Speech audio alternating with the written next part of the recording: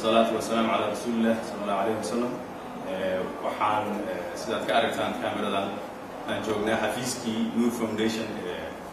dalka Soomaaliya khaasatan magaalada Boosaaso xaruntii waxaa dhinacayga fadhiya ragii maamulka New Foundation Soomaaliya mas'uul ka ahaa culayska badan iyo hawsha New Foundation gacanta ku hayay statementigan ama akhbaartan idin sameynayaan ama warbixintan idin siinayaan waxay ugu talagaleen in ay idinka warramaan xaaladdu meesha ay marayso si kooban in u hambalyeeyaan New Foundation qaybta UK iyo Yuruba sida wanaagsan ay uga qayb qaataan hor socodka iyo barnaamijka New Foundation ay wado oo aflaxay oo ah barnaamij aad loogu diirsaday anigoo asiyada Ali Yusuf wada garanaysaan hadda waxaan joogaa Boosaaso waxaan ka mid ahay ragga taageerayaasha qaybta Boosaaso shirkii baad qabsanaysaan New Foundation marka waxaan idin soo diraynaa hambalyo iyo bogaadin iyo sida aad maaragtay hawshaas ugu helantiin waxaa dhinacayga fadhiya oo maarayaha guud ee New Foundation Soomaaliya Cabdicasiis Maxamuud Cabdullaahi Calawi oo ah ninka xafiiska mas'uulka waxaa dhinaca ku xiga Sheekh Usmaan Maxamed Deere oo ah asaguna kormeeraha iyo maamulaha labaad ee xafiiska New Foundation ee Soomaaliya ragga hawsha culeyskeeda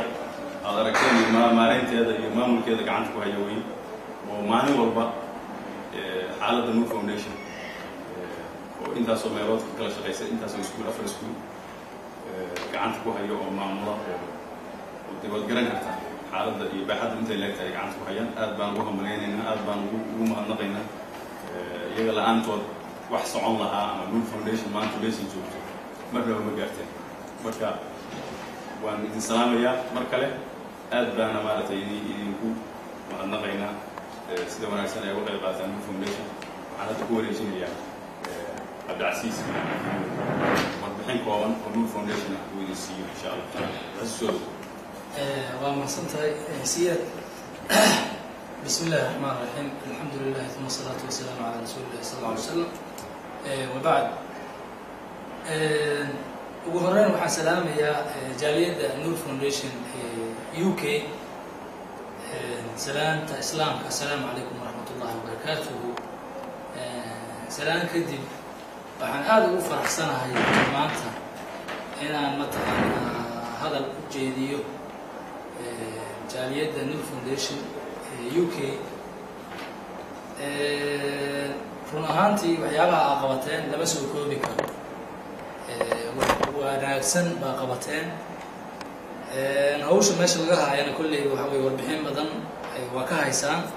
laakiin waxaan rabaa warbixin yar inaan idinka siiyo hawsha aad fan ahaan aad u taageertaan meeshay marayaan iyo xaaladdu siday tahay New Foundation waxay gacanta ku haysaa haddeer afar iskuul iskuulladaas oo mataqaanaa ii sheeg ku kala yaallo saddex degmo degmada Qandala degmada Balbidin iyo degmada isku shuban iskuulka ugu horeeya wuxuu ahaa iskuulka Qandala oo lagu magacaabo Cali Faaye Geedi iskuulka kale oo Balbidin ku yaal Xaaji Cabdullaahi iskuulka Timirshe Sheekh Nuurudiin Cali Culow iskuulka Xiriiro Maxaa Ismaaciil Dawaarik iskuulladaas tiro arday waxaa dhigata kun ka badan kun arday baa wax ku barata haddii aan mid idinku sheego iskuulka Cali Faaye Geedi waxaa dhigta 280 arday iskuulka Xaaji Cabdullaahi Balbidin waxaa dhigta 450 arday Sheekh Nuurudiin Cali Culow Timirshe 180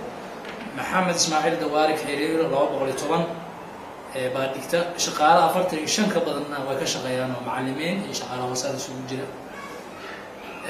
iskuulladaas lacagta ku baxda oo bilaha ah waa 13,510 sanadkii haddeer la soo dhaafay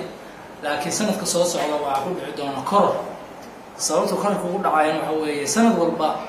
waxaa siyaadayo fasal tusaale ahaan Balbidin oo kale waa form 2 haddeer sanadka dambe waa form 3 iskuullada kale waa la mid fasal siyaadayo kulama fasal siyaadana macallin siyaadayo wax loo yaqaanaa jiro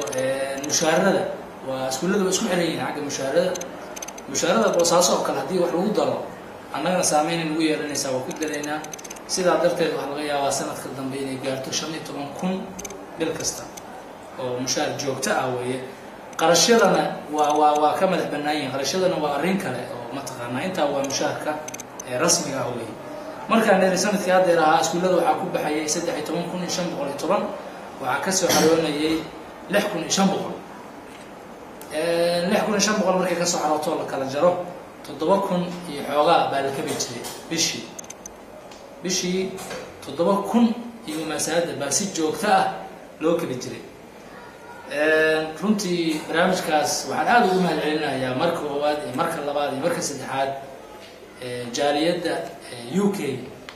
oo haddeer marka la fiiriyo ka qayb qaadashada xagga fanka kaalinta labaad kaga jirto marka laga yimaado Dubai.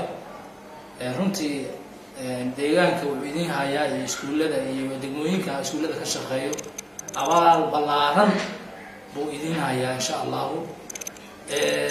marka haddii aan intaas kaga gudbo dhaqaalaha ku baxa iskuullada, waxaan u gudbayaa dhinaca mataqaanaa iyo waxbarashada. Nur Foundation waxay samaysay waxbarasho tayo leh in meesha gaarsiiso. meel walba iskuullada waa iska jiraan la furo marna la xiro, laakiin iskuul habaysan oo mataqaanaa ay sheegeen iskuullada la jaan qaadi kara iskuullada Boosaaso ku yaalla waaweynka bay fulisay. taana waxa lagu fulin karay wax kala ma ahane, waxa lagu fulin karay dhaqaale fiican oo lagu bixiyay. marka aadan mar labaad ugu mahadcelinayaa jaaliyadda. waxaan kaloo rabaa inaan mataqaanaa jaaliyadda ugu bishaareeyo barnaamijkii ku dacmiseen dhaqaalaha, barnaamijkii miro dhal inuu yeeshay oo maanta lagu diirsanayo deegaankana waxa weeye insha allahu abaalkaas waa idin og yahay waana ka warhayaa. macallimiinta aan xulno waxaan ku xulnaa macallimiinta shahaado dugsi sare ugu yaraan ilaa ay heer jaamacadeed inuu wato. hadduu dugsi sare dhigayana inuu jaamacad wato baan ku xulnaa. macallimiintaas waxay ka qayb qaataan qaybo kala duwan oo mataqaanaa ay sheeg horumarka deegaanka ah ka sokow wax dhigista ardada. wax ka qayb qaataan waxaa ka mid ah diinta oo kale masaajidaha oo mataqaanaa kitaabo ay ka aqriyaan ay ka dhisaan xagga diinta iyo thaqaafada. waxaasoo dhan waxa weeye maadaas waxaa leh Nur Foundation qaybaheeda kala duwan. sidoo kale 1,000 iyo masaajid ardadaas ka kooban maanta alxamdulillah way noo soo baxayaan, laakiin haddaan Nur Foundation aysan barnaamijkaas fuliyeen waxaa soo bixi lahaa 1,000 iyo masaajid arday oo mataqaanaa oo ah arday aan waxba baranin oo jaahiliin ah baa soo bixi lahayd. taasna dhibay keeni lahayd.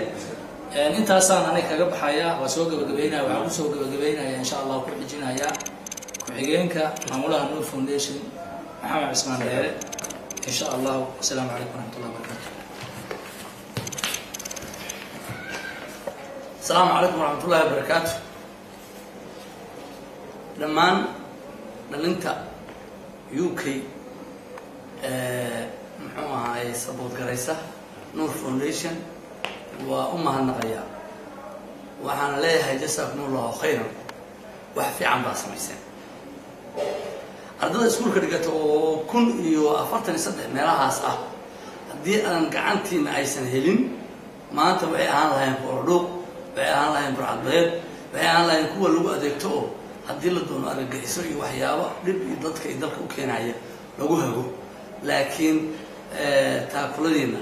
iyo gacanta u fidiseen awgeed maanta waxaa noo soo baxaya barofesoro, injineero, dictoro dadkooda iyo dalkooda anfacaya. marka abaal weyn baan idin haynaa haddaanu nahay maamulka Nur Foundation. dadkana waa la mid. waxaanu rajaynaynaa inaad hawshaas sidaa ku wadaan oo idinaan ka caajisin. dee warbixintii maamulaha iyo siyaad baa hormariyey. anigu intaas ayaan idin sheegayaa. wasalaamu calaykum waraxmatullaahi wabarakaatu. haddeerna waxaan wixii doona aan kusoo dhaweynaynaa maamulaha dugsiga ugu horreeyey ilaa Cali Fahye Geedi oo la yiraahdo Ismaaciil عمر محمد فليتفضل.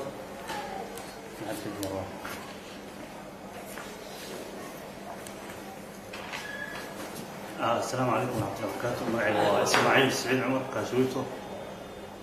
أدبي مسؤولين وحوي فدي بوري يعني هذا الكلام عن المعمولية سكولك يعني تمنى قندرة على فايدة. نقول ريو تبعي عنها أو مقارنة يستخدم halkaasi ka howlgala waxaan u talin wax kale maaha in dadkeena iyo deegaankeena aan dib ugu celino aqoontii iyo mataqaanaa iyo waxyaabihii loo baahnaa runtii iskuulkaasi waxaa dhigta arday gaaraysa 280 siduu sheegay maamulaha